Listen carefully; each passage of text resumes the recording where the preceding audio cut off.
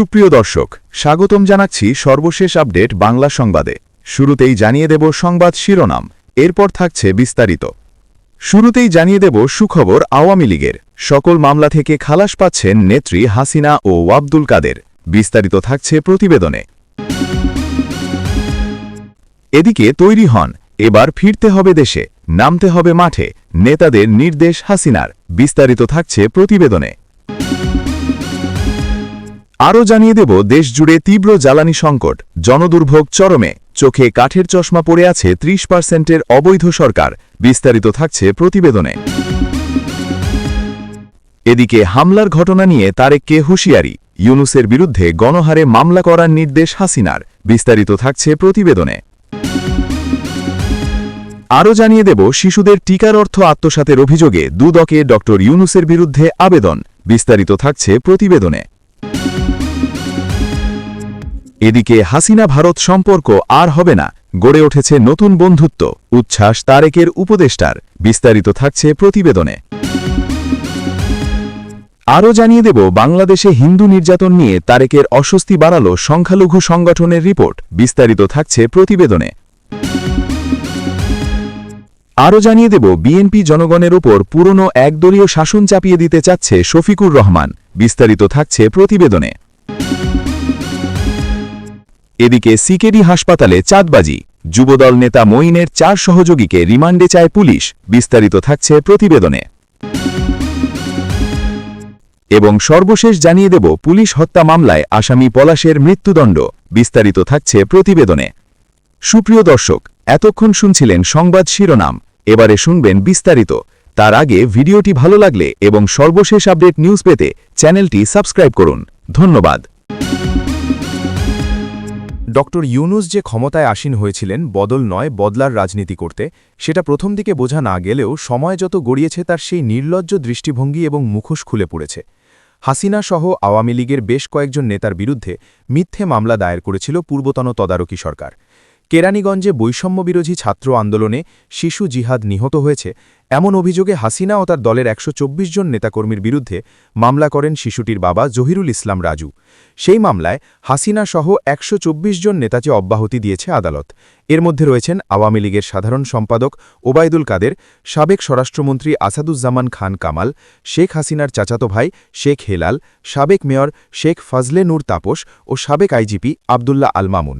শুক্রবার সাধারণ নিবন্ধন কর্মকর্তা জিআরও আব্দুল নূর বিষয়টি নিশ্চিত করে বলেন, বিচারক আদেশে বলেছেন, মামলার এজাহার চার্জশিট এবং ভুক্তভোগীদের জবানবন্দি থেকে জানা গেছে এটি হত্যা মামলা হলেও ভুক্তভোগী জীবিত রয়েছে, তিনি শুধু জখমপ্রাপ্ত হয়েছেন, যা স্বয়ং নিজেই আদালতে স্বীকার করেছে। এ অবস্থায় কেরানীগঞ্জ মডেল থানায় দায়ের করা মামলাটির চূড়ান্ত প্রতিবেদন গ্রহণ করে সব আসামিকে অব্যাহতি দেওয়া হল। আদালতের আদেশে বলা হয়, মামলার এজাহার চার্জশিট এবং ভুক্তভোগীদের জবানবন্দি থেকে জানা গেছে এটি হত্যা মামলা হলেও ভুক্তভোগী জীবিত রয়েছে, তিনি শুধু জখমপ্রাপ্ত হয়েছেন, যা স্বয়ং নিজেই আদালতে স্বীকার করেছে। এ অবস্থায় কেরানীগঞ্জ মডেল থানায় দায়ের করা মামলাটির চূড়ান্ত প্রতিবেদন গ্রহণ করে সব আসামিকে অব্যাহতি দেওয়া হল। জহিরুল ইসলাম রাজু অভিযোগ করেন, ২০২৪ সালের ৫ই অগাস্ট ছাত্র আন্দোলনের সময় কেরানীগঞ্জ মডেল থানার ওয়াশপুর বছিলা ব্রিজের নিচে আসামিদের প্রত্যক্ষ নির্দেশে জিহাদকে গুলি করে হত্যা করা হয়। এই অভিযোগে একই বছরের ৮ই অক্টোবর কেরানীগঞ্জ মডেল থানায় হত্যা মামলা দায়ের করেন রাজু। মামলায় শেখ হাসিনা সহ দেশের শীর্ষ রাজনৈতিক ও প্রশাসনিক ব্যক্তিসহ ১২৪ জনকে আসামি করা হয়। এই রায় প্রসঙ্গে এ বিষয়ে ঢাকা মহানগর পাবলিক প্রসিকিউটর ওমর ফারুক ফারুকি বলেন, ওই সময়ে জুলাইয়ে অনেক স্বার্থান্বেষী মহল সিন্ডিকেট করে এ ধরনের মামলা করেছে, সেগুলোতে পুলিশ তদন্ত করে চূড়ান্ত প্রতিবেদন দিচ্ছে। জহিরুল ইসলাম রাজুর শাস্তির বিষয়ে ওমর ফারুক ফারুকি বলেন, মিথ্যা মামলা করে হয়রানি করলে অবশ্যই অভিযুক্তের শাস্তির বিধান আইনে আছে, যদিও আমাদের দেশে এর নজির খুব কম। এই মামলা সম্পর্কে কেরানীগঞ্জ মডেল থানার উপপরিদর্শক বদিয়ার রহমান বলেন, মামলাটিতে টেকনিক্যালি 2টি ভুল রয়েছে, জীবিতকে মৃত দেখানো হয়েছে এবং আশুলিয়ার ঘটনায় কেরানীগঞ্জে মামলা দায়ের করা, 2টি সাজানো, তদন্তে সেটা প্রমাণিত হয়েছে। তবে জিহাদ বেঁচে থাকায় আবার নতুন করে মামলা দায়ের করা হয়েছে। কার প্ররোচনায় জহিরুল ইসলাম রাজু মামলা দায়ের করেছিলেন সে বিষয়ে জানতে চাওয়া হলে বদিয়ার রহমান বলেন, এই বিষয়ে তার কাছে কোনো তথ্য নেই, যিনি মামলা দায়ের করেছেন তিনি এই বিষয়ে বলতে পারেন। পুলিশের তদন্তে উঠে এসেছে জিহাদ মারা যায়নি, সে সুস্থ। আদালতে সে গোপন জবানবন্দি দেয়। জুলাই অগাস্টের আন্দোলনে 5ই অগাস্ট সাভারের বাইপাইল এলাকায় বৈষম্য বিরোধী ছাত্র আন্দোলনে অংশ নিয়েছিল। গুলি তার বাম পায়ে লাগে, পরে তাকে এনাম মেডিকেল কলেজে ভর্তি করা হয়। তদন্তে আরও প্রমাণিত হয়েছে ঘটনাস্থল কেরানীগঞ্জ মডেল থানার অধীনে দাবি করা হলেও প্রকৃতপক্ষে এটি ডিএমপি ঢাকার হাজারীবাগ থানার অন্তর্গত এবং গুলিবিদ্ধ হওয়ার ঘটনাটি ঘটে সাভার এলাকায়। বাংলাদেশের নির্বাচন পরবর্তী পরিস্থিতি এবং আওয়ামী লীগের ভবিষ্যৎ কর্মসূচি নিয়ে মঙ্গলবার সকালে দলের ওয়ার্কিং কমিটির বৈঠক করলেন শেখ হাসিনা। দিল্লি থেকে ভার্চুয়াল মাধ্যমে তিনি সংযুক্ত হন। আওয়ামী লীগের এক প্রেসিডিয়াম সদস্যের বাড়িতে মিলিত হয়েছিলেন ওয়ার্কিং কমিটির সদস্যরা।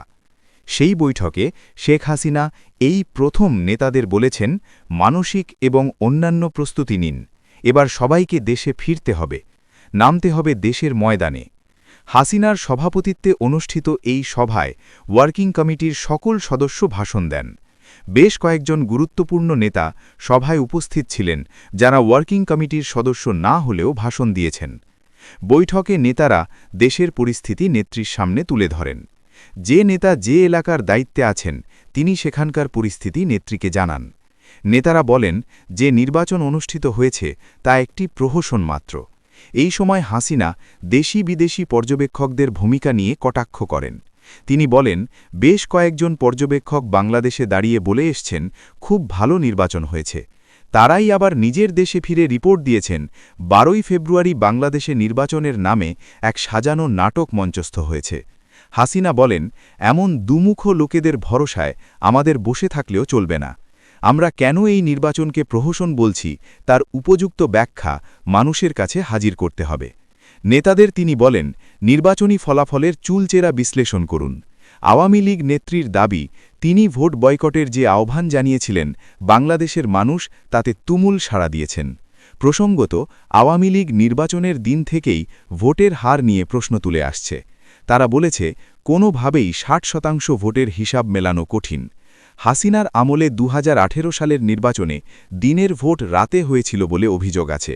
এর আগে দলের এক সভায় সেই অভিযোগের প্রসঙ্গ তুলে আওয়ামী লীগ নেত্রী বলেন, এবার তো 12ই ফেব্রুয়ারির ভোট 11ই ফেব্রুয়ারি সন্ধে থেকে ব্যালট বাক্স বোঝাই করা হয়েছে। আলোচনায় কয়েকজন নেতা আওয়ামী লীগের কার্যক্রমের ওপর নিষেধাজ্ঞা বলবৎ থাকার প্রসঙ্গ উত্থাপন করেন। হাসিনা বলেন, ওই নিষেধাজ্ঞা দুটি কারণে অবৈধ। 1, আওয়ামী লীগ এমন কোনো অপরাধ করেনি যে কারণে সন্ত্রাস দমন আইনে তাদের কার্যক্রমের ওপর নিষেধাজ্ঞা জারি করা যায়। 2, মোহাম্মদ ইউনূসের অন্তর্বর্তী সরকার ছিল অবৈধ সরকার। সেই সরকারের নির্দেশ কখনোই বৈধ হতে পারে না। এরপরই শেখ হাসিনা বিএনপি সরকারের নাম না করে বলেন, আমরা আশা করব বর্তমান সরকার এই অবৈধ নিষেধাজ্ঞা প্রত্যাহার করবে। যদি না করে তখন আমরা আমাদের মতো করে সিদ্ধান্ত করব, কর্মসূচি ঘোষণা করব। তবে হাসিনা মঙ্গলবারের বৈঠকে যেভাবে নেতাদের দেশে ফিরতে মানসিক এবং অন্যান্য প্রস্তুতি নিতে বলেছেন, তাতে কোনো নেতার ধারণা নেত্রী নিষেধাজ্ঞা প্রত্যাহারের ব্যাপারে কোনো ইতিবাচক বার্তা পেয়ে থাকতে পারেন। এক নেতা বলেন, তার কণ্ঠে পরিচিত আত্মবিশ্বাস ধরা পড়েছে। মঙ্গলবারের বৈঠকের ভাষণে তিনি জোর গলায় দাবি করেছেন, আন্তর্জাতিক মহল বাংলাদেশের ত্রয়োদশ জাতীয় সংসদ নির্বাচনকে অনুমোদন করবে না। মঙ্গলবারের বৈঠকে আওয়ামী লীগের সাধারণ সম্পাদক ওবায়দুল কাদের উপস্থিত ছিলেন না। তিনি অসুস্থ বলে জানা গিয়েছে। বৈঠকে উপস্থিত ছিলেন প্রেসিডিয়াম সদস্য জাহাঙ্গীর কবির নানক, মোফাজ্জল হোসেন চৌধুরী মায়া, যুগ্ম সাধারণ সম্পাদক বাহাউদ্দিন নাসিম, এসএম কামাল হোসেন, সুজিত রায় নন্দী, সাইফুল আলম নাদেল, মইবুল হাসান চৌধুরী নৌফল প্রমুখ। দেশজুড়ে তীব্র জ্বালানি সংকট এবং আইনশৃঙ্খলা পরিস্থিতির চরম অবনতিতে জনজীবন এখন ওষ্ঠাগত। একদিকে আকাশছোঁয়া মুদ্রাস্ফীতি, অন্যদিকে রাজনৈতিক ছত্রছায়ায় নজিরবিহীন চাঁদাবাজি। সব মিলিয়ে সাধারণ মানুষের নাধিশ্বাস উঠলেও তারেক রহমানের নেতৃত্বাধীন বিএনপি সরকার যেন চোখে টিনের চশমা দিয়ে বসে আছে। সাধারণ মানুষের ভোগান্তি লাঘবের চেয়ে শাসক গোষ্ঠীর অনুগতদের 30% কমিশন নিশ্চিত করতেই প্রশাসন বেশি ব্যস্ত বলে অভিযোগ উঠেছে। ভোক্তা পর্যায়ে বেসরকারি খাতের তরলীকৃত পেট্রোল পেট্রোলিয়াম গ্যাসের দাম এপ্রিল মাসে 1 লাফে প্রতি কেজিতে 32 টাকা 30 পয়সা বৃদ্ধি করা হয়েছে। এর ফলে বাজারে বহুল ব্যবহৃত 12 কেজি সিলিন্ডারের দাম 1341 টাকা থেকে বেড়ে দাঁড়িয়েছে 1728 টাকা, অর্থাৎ এক মাসেই দাম বেড়েছে 387 টাকা। অতীতের রেকর্ড বলছে 2025 সালেও মোহাম্মদ ইউনুসের অন্তর্বর্তী সরকারের আমলে এই দাম ছিল 1498 টাকা। এমনকি রাশিয়া ইউক্রেন যুদ্ধের সময় 2022 সালে শেখ হাসিনার নেতৃত্বাধীন আওয়ামী লীগ সরকারের আমলে দাম 1439 টাকায় উঠলেও দ্রুত তা সমন্বয় করে 1225 টাকায় নামিয়ে আনা হয়েছিল। বর্তমান সরকারের লাগামহীন মূল্যবৃদ্ধিতে দিশেহারা মধ্যবিত্ত ও নিম্নবিত্ত মানুষ। এদিকে ইরান যুদ্ধের প্রভাবে বিশ্বব্যাপী জ্বালানি সংকট তীব্র আকার ধারণ করেছে। প্রভাবশালী ব্রিটিশ সংবাদ মাধ্যম ইন্ডিপেন্ডেন্ট বুধবার 1 এপ্রিল এক প্রতিবেদনে শঙ্কা প্রকাশ করে জানিয়েছে, বিশ্বের প্রথম দেশ হিসেবে জ্বালানি ফুরিয়ে যাওয়ার ঝুঁকিতে পড়তে পারে বাংলাদেশ। এমন ভয়াবহ পূর্বাভাসের পরও সরকারের পক্ষ থেকে কোনো কার্যকর পদক্ষেপ দৃশ্যমান নয়। মিস্টার 10% থেকে 30%-এ সরকার। অভিযোগ উঠেছে বর্তমান সরকারের উচ্চ পর্যায়ের আশীর্বাদে স্থানীয় পর্যায়ে প্রতিটি প্রকল্প থেকে 30% কমিশন দাবি করা হচ্ছে। এই কমিশন না দিলে নির্বাচিত জনপ্রতিনিধিদের ওপর হামলা, চাঁদাবাজি এবং মিথ্যা মামলায় কারাগারে পাঠানোর ঘটনা ঘটছে। লালমনিরহাটের কালীগঞ্জ উপজেলায় ভিজিএফ চালের বরাদ্দ থেকে এমপির নির্ধারিত 30% না দেওয়ায় এক ইউপি চেয়ারম্যানকে সন্ত্রাস বিরোধী আইনে গ্রেপ্তার করে জেল হাজতে পাঠানো হয়েছে। একটি ফাঁস হওয়া কল রেকর্ডে এই চাঁদাবাজির প্রমাণ পাওয়া গেছে, যা জেলা জুড়ে তোলপাড় সৃষ্টি করেছে। সাধারণ মানুষ একে তারেক রহমানের পুরনো মিস্টার 10% ও খাম্বা কেলেঙ্কারির আধুনিক ও বর্ধিত সংস্করণ হিসেবে দেখছেন। লক্ষ্মীপুরের রামগঞ্জে ভাটরা ইউপি চেয়ারম্যান শামসুল আলম বুলবুলকে কার্যালয় থেকে বের করে তালা ঝুলিয়ে দিয়েছে ছাত্রদল। কোনো রাজনৈতিক দলের সাথে যুক্ত না থাকলেও তাকে হেনস্থা ও সিসিটিভি ডিভাইস লুট করা হয়েছে। বরিশালের বাকেরগঞ্জে কাবিখা প্রকল্পের অর্থ চাঁদা না দেওয়ায় ইউপি চেয়ারম্যান মোহাম্মদ হুমায়ুন কবিরকে বেধড়ক মারধর করেছে ছাত্রদল ও যুবদলের কর্মীরা। সরকার জেলা পরিষদগুলো থেকে আমলাদের সরিয়ে রাজনৈতিক নেতাদের প্রশাসক নিয়োগ দিয়েছে। বিশ্লেষকরা মনে করছেন এটি উন্নয়ন প্রকল্প ও বাজেট পচরূপের একটি সুকৌশলী পদক্ষেপ। ভুক্তভোগী জনপ্রতিনিধিদের অভিযোগ, থানায় অভিযোগ দিলেও পুলিশ কোনো ব্যবস্থা নিচ্ছে না। রাজনৈতিক বিশ্লেষকরা সতর্ক করে বলেছেন, সংস্কারের নামে যদি এমন লুটপাট ও অরাজকতা চলতে থাকে তাহলে দেশের প্রশাসনিক কাঠামো ও গণতান্ত্রিক পরিবেশ দ্রুতই ভেঙে পড়বে। আইন শৃঙ্খলা পরিস্থিতির এই চরম অবনতি দেশকে এক ভয়াবহ অন্ধকারের দিকে ঠেলে দিচ্ছে। মোহাম্মদ ইউনুসের বিরুদ্ধে দেশের সমস্ত আদালতে মামলা রুজু করতে আওয়ামী লীগের নেতাকর্মী সমর্থকদের নির্দেশ দিয়েছেন শেখ হাসিনা। বলেছেন, অন্তর্বর্তী সরকারের সময়ে যে যেখানে আক্রান্ত হয়েছেন তারা সাবেক প্রধান উপদেষ্টার নাম জড়িয়ে মামলা করুন। হাসিনার বক্তব্য, এই সমস্ত আইনি নথি আগামী দিনে কাজে লাগবে। দিন কয়েক আগে দলের শীর্ষ নেতৃত্বের সঙ্গে ভার্চুয়াল বৈঠকে হাসিনা প্রথম এই নির্দেশ দেন। শনিবার দলের ফেসবুক পেজের নিয়মিত অনুষ্ঠান দায় মুক্তিতে যুক্ত হয়ে আওয়ামী লীগের আক্রান্ত নেতাকর্মী ও তাদের পরিবার পরিজনের সঙ্গে আলোচনার সময় হাসিনা সাবেক প্রধান উপদেষ্টার বিরুদ্ধে মামলা করার বিষয়টি খোলসা করেন। তিনি একাধিকবার বলেন, সবাই ইউনুসের বিরুদ্ধে মামলা করুন, এই সব মামলার নথি আগামী দিনে কাজে আসবে। দায় মুক্তির অনুষ্ঠানে তিনি বর্তমান প্রধানমন্ত্রী তারেক রহমানকেও নিশানা করেছেন। হাসিনা বলেন, অন্তর্বর্তী সরকার বিদায় নিয়েছে, কিন্তু বাংলাদেশে হত্যাযজ্ঞ বন্ধ হয়নি। আওয়ামী লীগের নেতাকর্মীদের ওপর লাগাতার আক্রমণ, সন্ত্রাস চলছে। নতুন প্রধানমন্ত্রীর উদ্দেশ্যে হাসিনা বলেন, আমরা প্রতিটি ঘটনার বিচার করব, কেউ রেহাই পাবে না। আওয়ামী লীগ নেত্রী বলেন, অন্তর্বর্তী সরকার ছিল অবৈধ, আর বর্তমান সরকার ভোট চুরি করে ক্ষমতায় এসেছে। বর্তমান প্রধানমন্ত্রী তারেক রহমান দীর্ঘ 17 বছর লন্ডনের রাজনৈতিক নির্বাসন পর্ব কাটিয়ে গত 25 ডিসেম্বর দেশে ফিরেছেন। তার দেশে ফেরা নিয়ে বাংলাদেশের অভ্যন্তরে জল্পনা আছে। কোনো মহলের বক্তব্য, আমেরিকার আপত্তিতে দেশে ফিরতে পারছিলেন না বিএনপি নেতা। শেষ পর্যন্ত বিশেষ কোনো শর্ত সাপেক্ষে মার্কিন যুক্তরাষ্ট্র তারেক রহমানকে দেশে ফেরার অনুমতি দিয়েছে বলে গুঞ্জন রয়েছে। শনিবারের ভার্চুয়াল বৈঠকে হাসিনা এই বিষয়ে গুঞ্জন উস্কে দিয়ে বলেন, আমি সব জানি তারেক রহমান কিভাবে দেশে ফিরেছেন।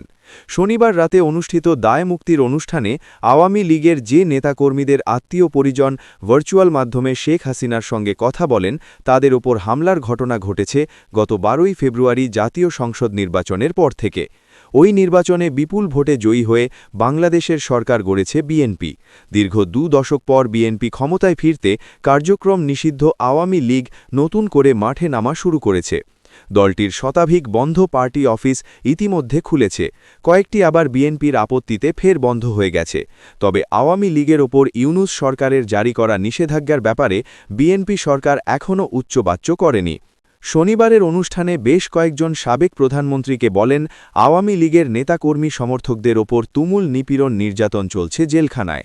হাসিনা বলেন, আওয়ামী লীগের শতাধিক নেতাকর্মী অন্তর্বর্তী সরকারের সময় জেলে মারা গিয়েছেন। তিনি বলেন, সরকার একটা কৌশল নিয়েছে, মৃত্যু নিশ্চিত হওয়ার পর বন্দীকে হাসপাতালে পাঠানো হচ্ছে। আক্রান্তদের পরিবারের সদস্যরা কয়েকজন হাসিনাকে এই ধরনের ঘটনা জানান। তারা বলেন, জেলখানায় কোনো ধরনের চিকিৎসা দেওয়া হচ্ছে না, খাবার নিম্নমানের, বাড়ি থেকে খাবার নিয়ে গেলে তা বন্দীকে দেওয়া হচ্ছে না। হাসিনা বলেন, সরকার বদলেছে, কিন্তু নিপীড়ন নির্যাতন থামেনি। মোহাম্মদ ইউনূসের বিরুদ্ধে মামলা করার বিষয়ে কয়েকজন হাসিনাকে বলেন, প্রশাসন অভিযোগ নেবে না। হাসিনা জবাবে বলেন, আপনারা অনলাইনে অথবা রেজিস্টার্ড পোস্টে মামলার কাগজপত্র আদালতে পাঠান, উকিলের নোটিশ ধরান, হামলা আক্রমণের সমস্ত মামলায় মোহাম্মদ ইউনূসের নাম যুক্ত করুন। প্রসঙ্গত, গণ অভ্যুত্থানের সময় নিহত ও আহতদের পরিবারের অনেকেই ওই সময় প্রধানমন্ত্রী থাকা শেখ হাসিনার বিরুদ্ধে মামলা করেছেন। ২৫০'র বেশি খুনের মামলায় সাবেক প্রধানমন্ত্রীর নাম রয়েছে। এছাড়া আন্তর্জাতিক অপরাধ ট্রাইব্যুনালে মানবতাবিরোধী অপরাধে যুক্ত থাকার অভিযোগে হাসিনার বিরুদ্ধে আরও কয়েকটি মামলা হয়। এর মধ্যে একটি মামলায় হাসিনাকে মৃত্যুদণ্ড দিয়েছে ট্রাইব্যুনাল।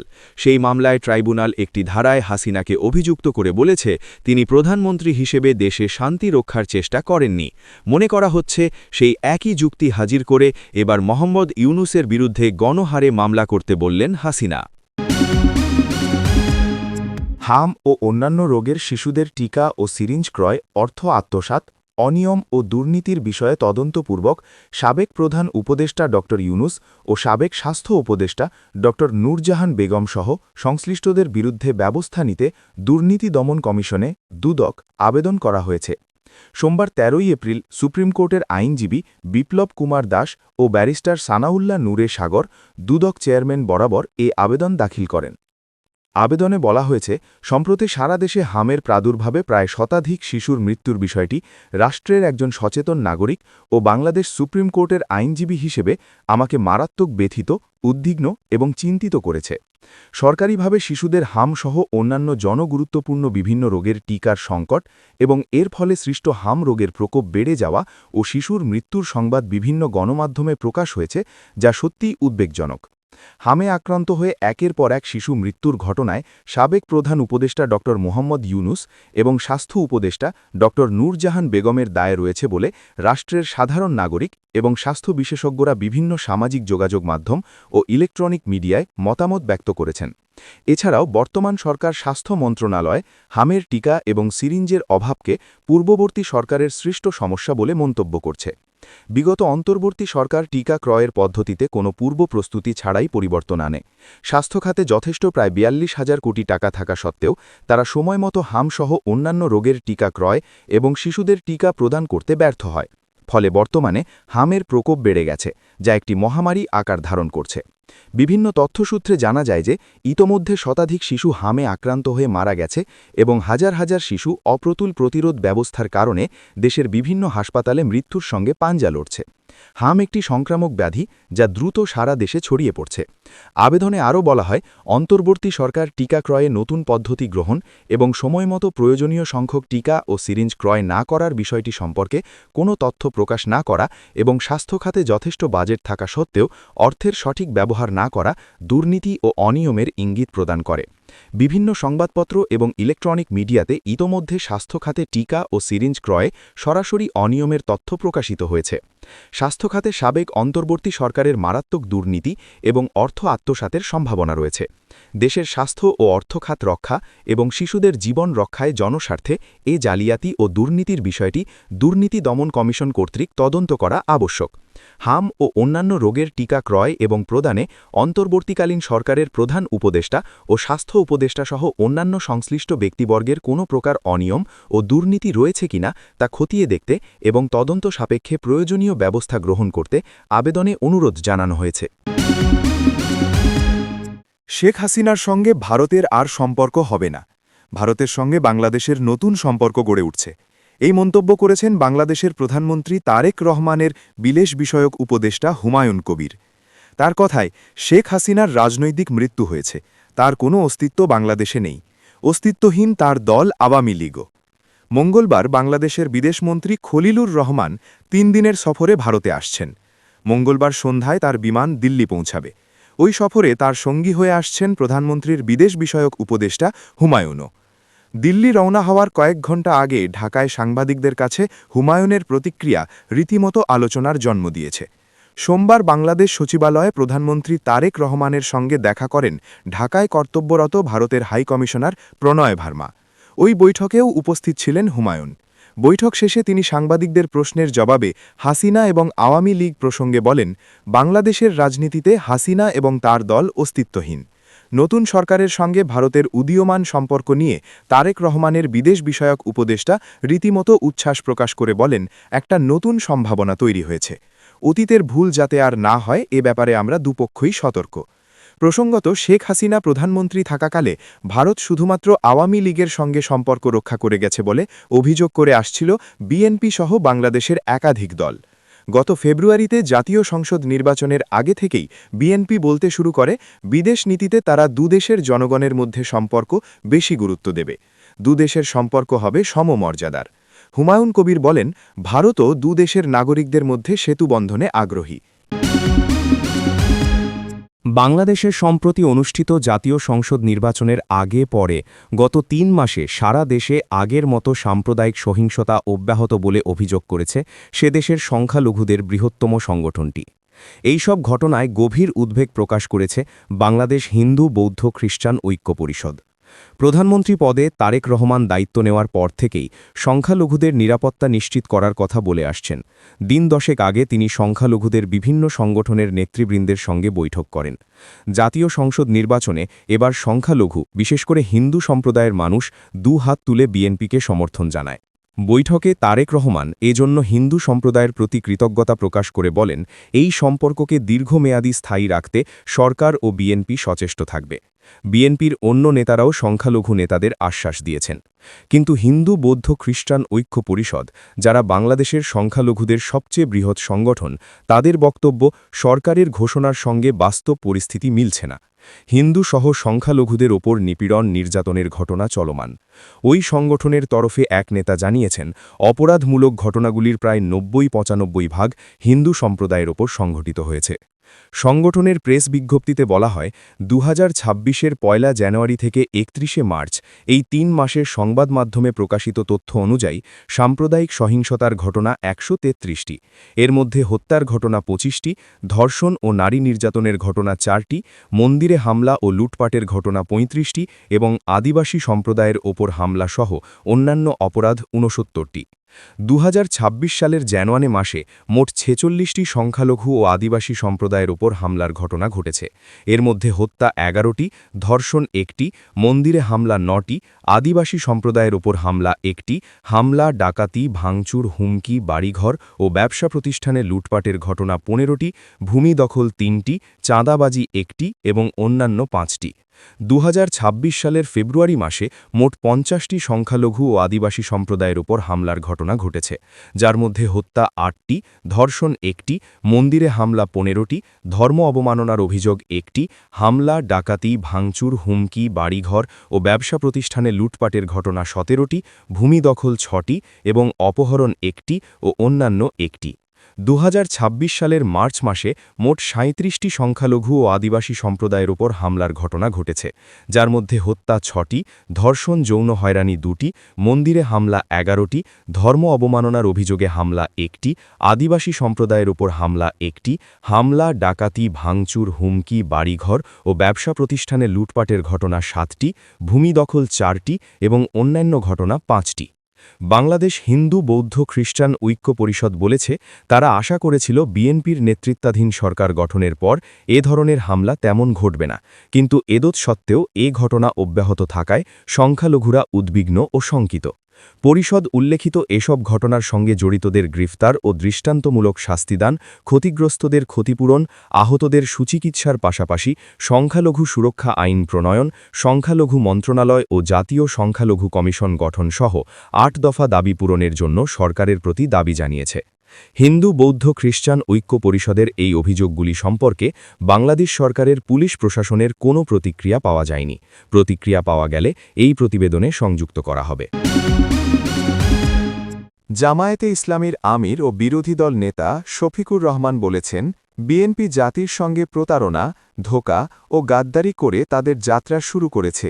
তারা এখন সেই পুরনো আওয়ামী ফ্যাসিস্ট বাকশালী কায়দায় একদলীয় শাসন জনগণের উপর চাপিয়ে দিতে চাচ্ছে। আজ রোববার রাজধানীর institution of diploma engineers Bangladesh মিলনায়তনে আয়োজিত এক মতবিনিময় সভায় প্রধান অতিথির বক্তব্যে তিনি এসব কথা বলেন। জুলাই শহীদ পরিবার ও জুলাই যোদ্ধাদের সঙ্গে আয়োজিত এই মতবিনিময় সভার আয়োজন করে ১১ দলীয় ঐক্য।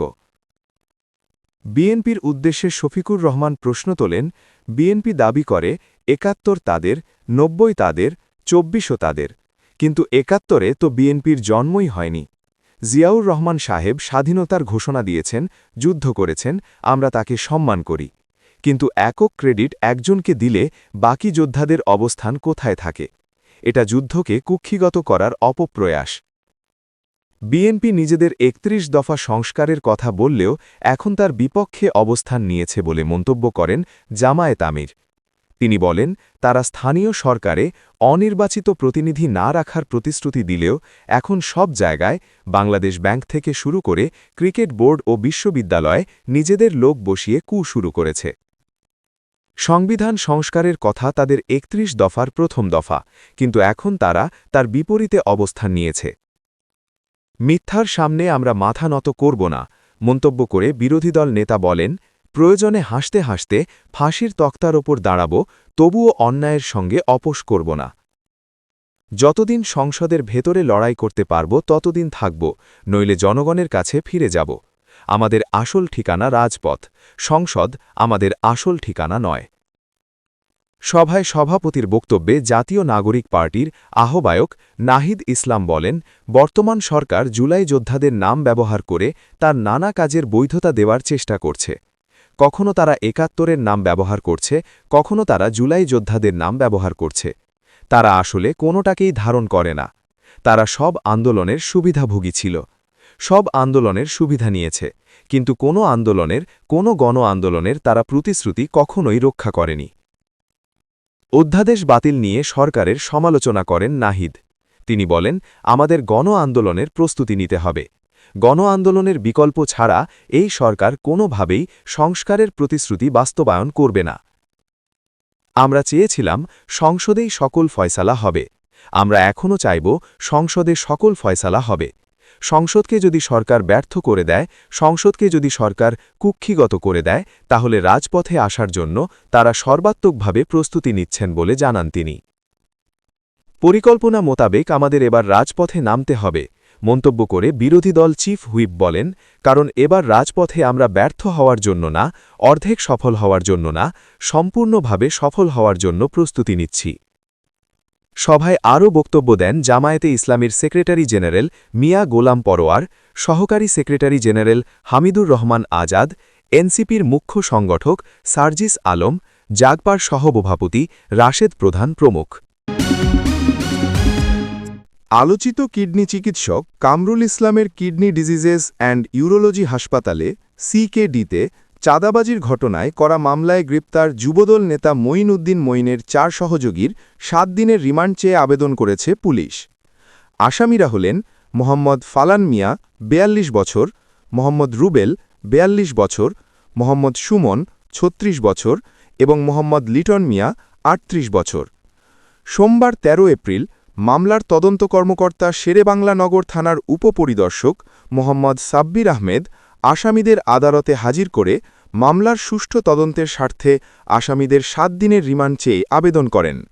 এ বিষয়ে ঢাকার মেট্রোপলিটন ম্যাজিস্ট্রেট আরিফুল ইসলামের আদালতে শুনানি অনুষ্ঠিত হবে।